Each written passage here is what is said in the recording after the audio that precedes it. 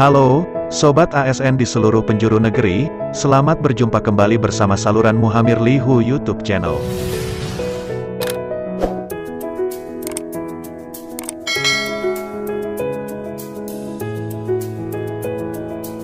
Pada kesempatan kali ini, Mimin akan membahas mengenai cara cek nilai data Mysapk setelah diverifikasi oleh Verivikator.